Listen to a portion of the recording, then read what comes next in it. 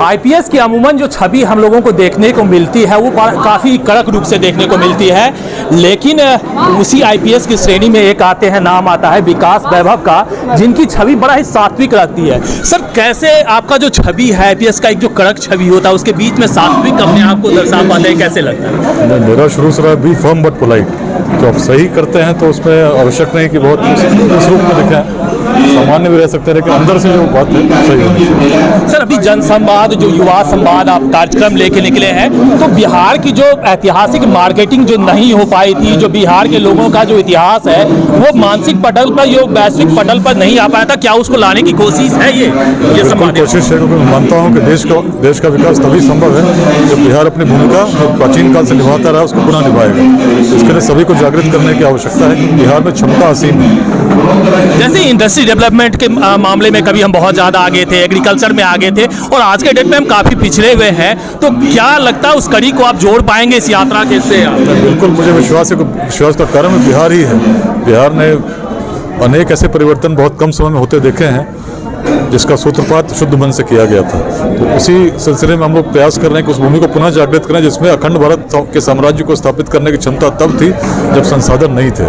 आज जब संसाधन है तो प्राचीन विश्वविद्यालयों को स्थापन करने वाली भूमि पुनः जब अपने दायित्व में ग्रहण कर लेगी तो शिक्षा के लिए, रोजगार के लिए किसी को बाहर जाने की आवश्यकता तो नहीं ही होगी।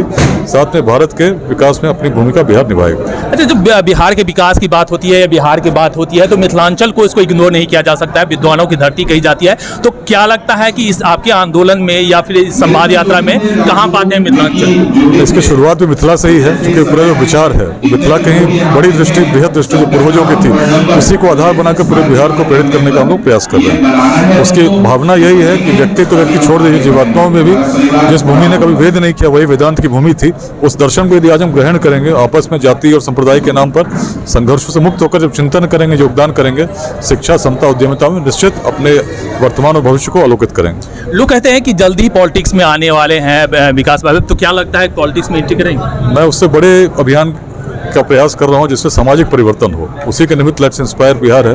तो मेरा मानना है कि राजनीतिक प्रयास जो है उस छोटे अभियानों के लिए होते हैं, जिसका प्रयास हम लोग करें बिहार बदलने का अभियान है। इसमें सभी के सहयोग की आवश्यकता है और सामाजिक सहयोग की आवश्यकता है। चलिए, बहुत बहुत धन्यवाद। हमारे साथ में मौजूद थे आईपीएस विकास वैभव जी, जिन्होंने बताया कि बिहार को बदलने के लिए जो है शुरुआत मिथिलांचल से की जा सकती है, और उन्होंने आज जनसंवाद यात्रा करके ये साबित कर दिया कि मिथिलांचल से विकास की कड़ी को जोड़ा जा सकता है। मुखिया जी भी मौजूद है। मुखिया जी, क्या लगा कार्यक्रम में? क्या बहुत अच्छा लगा कार्यक्रम, और ये लगता है जो विकास वैभव सर के द्वारा जो बेरोजगारी पर, खासकर नौजवान पर जो फोकस कर रहे हैं, जो गरीब गुरबा हैं, जो नहीं पढ़ पा रहे हैं, उसको मदद करना, और सुदूर देहात तक जाएगा ये कार्यक्रम, हर गांव हर मोहल्ला में होगा।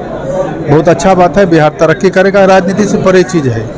चलिए, विकास वैभव जी का जो मिथिलांचल में जो जनसंवाद यात्रा है उसकी शुरुआत हो चुकी है, बहुत सारे लोगों ने भाग लिया है। देखना होगा इसका जो परिणाम है या इसकी यात्रा की जो है कहाँ तक पहुँच पाती है, तो आने वाला वक्त बताएगा। फिलहाल मुझे दीजिए इजाज़त।